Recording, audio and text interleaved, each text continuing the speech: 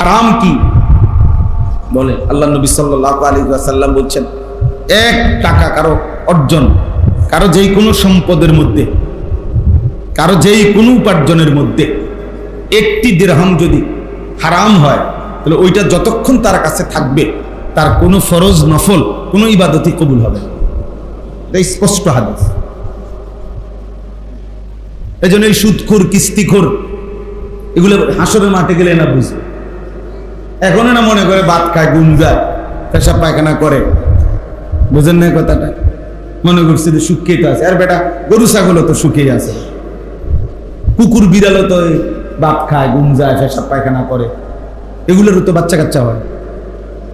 গরু ছাগলের বাচ্চা কাচ্চা হয় না তো? তো কি আমরা একের বেশি সুখে আছে? আমরা সুখ কই, সবের জ্বর, ঠান্ডা, কাশি সারা দেশে। এখন বাচ্চা কাচ্চাদের শুধু ঠান্ডা লাগিয়ে রয়েছে, ঠিক না? তো এই পরিমাণ যদি গরু ছাগলের বেড়া হইতো কি অবস্থা? আমরা মানুষের বর্তমান যে পরিমাণ বেড়া, এর যদি 50%, 20% যদি আমগো গরু ছাগলের রোগ হইতো, এগো চিকিৎসা করতো কে আর আমগো চিকিৎসা করতো কে বলে? তাইলে জীবন মানে এটা না, জীবন মানে আখিরাত। মুমিনের জীবন আখিরাত। ওয়া ইন্নাদ দারাল আখিরাতা লাহিয়াল হায়াওয়ান, নিশ্চয়ই আখিরাতের ঘর জান্নাত। আল্লাহ বলছে সেটাই কেবল জীবন, সেটাই জীবন। মানুষ বাস স্টেশনে পুরা নিশ্চিন্ত, তৃপ্ত, স্বস্তি ফেলে না। ট্রেন স্টেশনে পুরা স্বস্তিতে, আরামসে, নিশ্চিন্তে বসে না। বাসে, ট্রেনে চলার পথে ব্যস্ততার ভিতরে মানুষ কোনোভাবেই যে না ভাই ঠিক আছে ভাই, জলদি জলদি সারো, ঘরে যাই, আগে ঘরে গিয়ে একটু ফ্রেশ হবো, ফ্রি হবো, জামা খুলবে, গেঞ্জি খুলবে প্রয়োজনে, তখন একটু বসে আরাম যা। তো দুনিয়াতে এমনই, দুনিয়াতে এমনই প্রকৃত আরাম, নিশ্চিন্ততা তো আখিরাত। দুনিয়াতে কোন রকম তাড়াহুড়া করে পার হওয়া। রাসূলুল্লাহ সাল্লাল্লাহু আলাইহি ওয়াসাল্লাম বলছেন, কারাকিবিন ইস্তাযাল্লা তাহতা শাজারাতিন সুম্মা রাহা ওয়া তারাকা।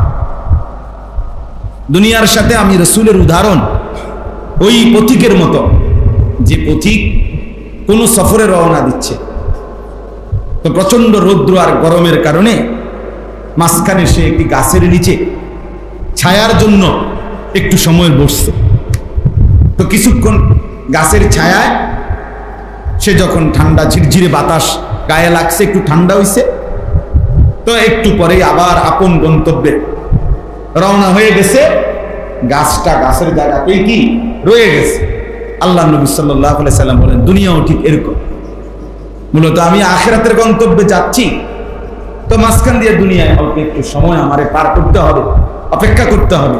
এই জন্যই গাছের নিচের ছায়ার মতো কিছু সময়ের জন্য দুনিয়া অবস্থান করলাম, তারপরে আমি আমার আপন গন্তব্য আখিরাতের দিকেই রওনা হলাম। এই জন্য দুনিয়ায় থাকেই কতক্ষণ, শুধু কবরেই আছে কতক্ষণ। কেন না ফরমান সন্তানের জন্য সুদে, ঘুষে, কিস্তিতে, মিথ্যা, ধোঁকাবাজি করে নিজের আখিরাত। একে তো দেখে গেলাম ভাই একটা নামাজ পড়ে না, একটা ওয়াক্ত নামাজ পড়ে না, আমি তো চোখে দেখা এটা, আমি তার লাগে রোজগার করে আমার আখিরাত বর্জন করব কেন? আখিরাত শেষ করলাম কি লাগে? যা বেটা ঠিক আছে, তুই আলাদা হ, তুই তোর মতো থাক, তুই যেহেতু আল্লাহ চেনো না, রাসূল চেনো না, নামাজ খাইলি বেরো বেটা।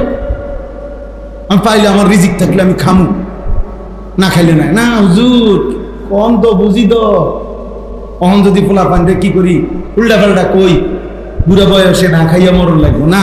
বুড়া বয়সে যারা 3 বেলা খায় তারা আর মরে না। না এরকম কোন লোকের মৃত্যু তো হয় না, না না না, অসম্ভব, হয় না, হয় এমন লোক তো মরে না। তো তাই খেতে মরে কেন? বেটা মরে কেন? তুই তো খানা খাইছে ঠিক মতো, বুঝেন নাই এমনি কথাটা? তাহলে মৃত্যু কি বাতের উপরে? ভাত খানার উপরে নেই মৃত্যু। খাইতে পারলে মৃত্যু হয় না, আর খাইতে না পারলে মৃত্যু হয়ে যায়, এটা নিয়ে হিসাব। তো মৃত্যু কার ফয়সালা? তো ভাত খাইতে, আমার বাসার পাশের ছেলে, কোটিপতির ছেলে, একটাই ছেলে, মেডিকেলে লাস্ট বর্ষ, শেষ পরীক্ষা দিবে, আর একটা পরীক্ষা বাকি। এক বাবার বাপ মার একমাত্র ছেলে, আর মেয়েও নাই ছেলেও নাই। আহা, আমরা কত আদর করতাম এই ছেলেটাকে। মেডিকেলে লাস্ট ইয়ার ছেলেটা, আর একটা পরীক্ষা বাকি।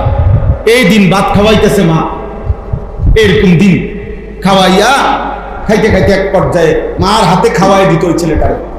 এত আদর করতো মা ওই মহিলা, আমার বাসার পাশে।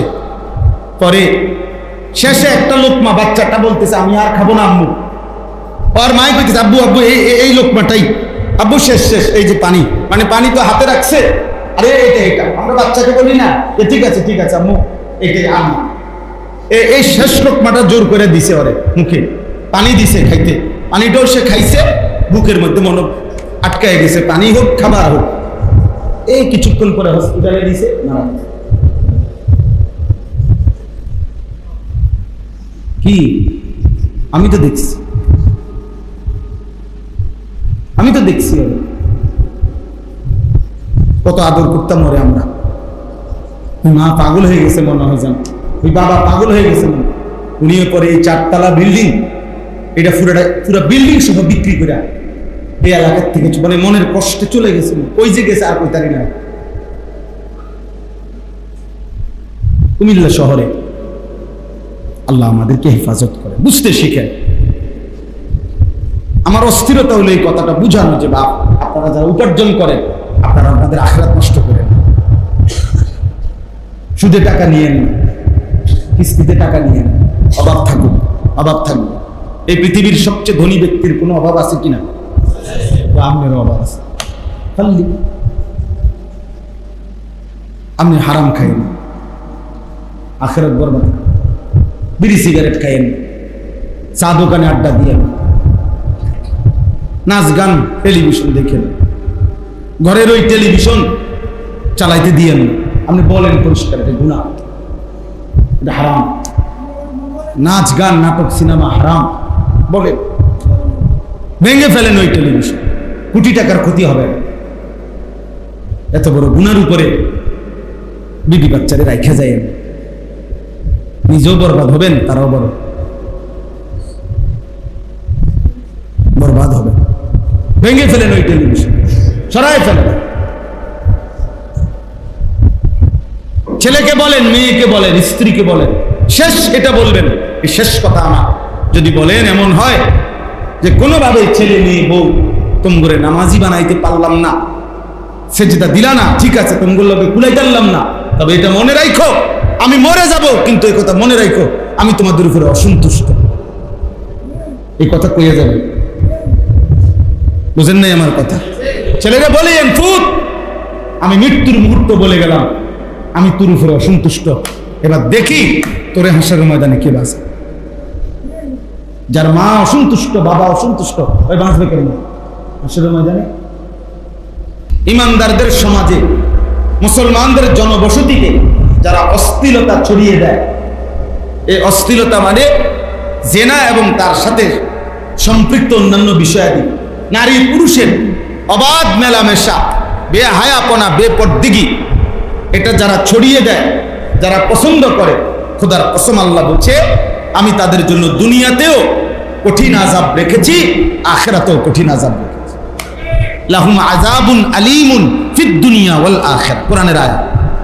আল্লাহু ইয়ালামু ওয়া আনতুম লা তা'লামুন, কারে কোন ভাবে আযাব দেব আমি জানি, তোমরা জানো না। সব আযাব শুধু থাপ্পড় না, হ্যাঁ? 12 বছর প্রেম করার পরে বিয়ের 3 মাসের মাথায় যখন টের পাবে 2 নম্বর বেডি 6 নম্বর, তখন না বুঝবো কয়দিনে রাত যায়। বুঝেন নাই কথাটা?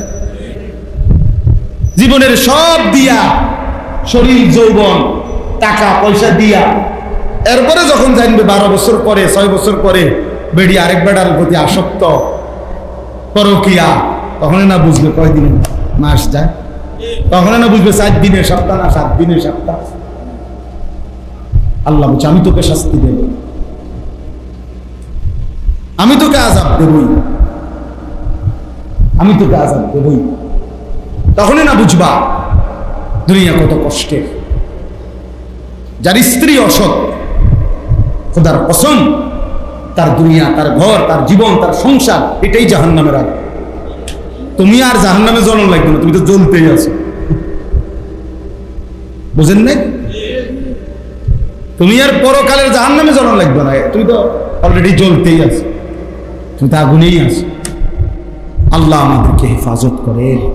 এই জন্য একটা ছিল, যদি বুঝো প্রিয় ভাই, আল্লাহকে ভালোবাসো, রাসূলুল্লাহ সাল্লাল্লাহু আলাইহি ওয়াসাল্লামকে ভালোবাসো, মুমিনকে ভালোবাসো, আর শাহওয়াতের যেই প্রয়োজন, লজ্জাস্থানের যেই চাহিদা, এটা যিনি দিয়েছেন তিনি বৈধভাবে পূরণেরও ব্যবস্থা রাখছেন, সেজন্য অপেক্ষা করো।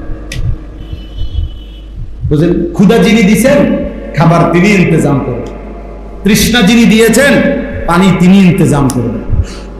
আমি খোলামেলা বললাম, লজ্জাস্থানের চাহিদাও যিনি দিয়েছেন তিনি হালাল স্ত্রী তিনি ইন্তজাম করবেন। অপেক্ষা করো, অপেক্ষা করো। মানুষ তো সারাদিন খায় না, মানুষ তো সারাদিন ঘুমায় না, মানুষ তো সারাদিন পানি পান করে। প্রত্যেক প্রয়োজন পূরণের জন্যই তো একটা সময় অপেক্ষা করতে হয়। তো এই প্রয়োজনটুকুর জন্য অপেক্ষা করো, পেলেই যাবে। আল্লাহ তাআলা আমাদেরকে বুঝ দান করেন। বাপ চাচা মুরব্বীর সামনে এত বেশি আর কেন, কিন্তু যে আমার ব্যক্তিগত মিশন, কিশোর যুবক নওজোয়ানদের জন্য আলাদা ফিকির বেশি বলি, এই জন্য এর দূরে আগ বাইরে কইলাম না, তাহলে এইটুকু বলতাম। আল্লাহ তাআলা আমাদের সবাইকে ঈমান আমলের জীবন দান করেন, আল্লাহ এবং তার রাসূল এবং ঈমানদারদের ভালোবাসা দান করেন, আখিরাতের জন্য প্রস্তুতি নেওয়ার তৌফিক দান করেন। এ কয়জন বাবা ছেলে আমরা সবাই ওয়াদা করি ইনশাআল্লাহ 5 ওয়াক্ত নামাজ আমরা পড়ব ইনশাআল্লাহ। ছেলেরা বাপ নিজের জন্য ভাবো, নিজের জন্য।